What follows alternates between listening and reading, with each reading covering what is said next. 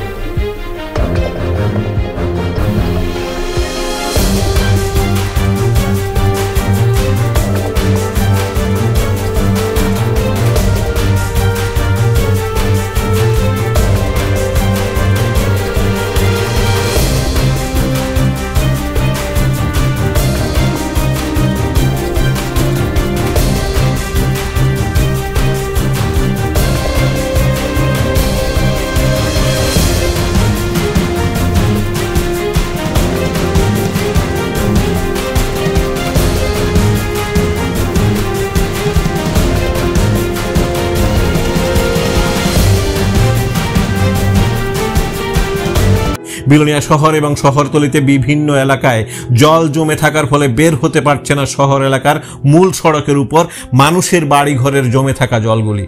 ফলে কোথাও বা হাতে জাল নিয়ে ভেসে যাওয়া পুকুরের মাছ ধরতে নেমেছে রাস্তার উপরই, আবার কোথাও বা এক হাঁটু জল পেরিয়ে ছাত্রছাত্রীদেরকে ঢুকতে হয়েছে বিলোনিয়ার বনেদি স্কুলে।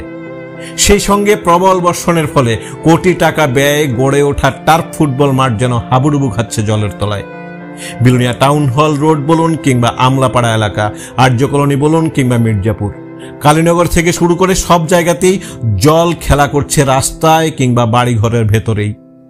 তবে যেহেতু শহরের উপর জল জমেছে, সেহেতু বিলোনিয়াবাসীর দোষারোপ কিংবা অভিযোগের আঙুল একেবারে সরাসরি বিলোনিয়া মিউনিসিপ্যাল কাউন্সিলের দিকে, সেটাও বলার অপেক্ষা রাখে না।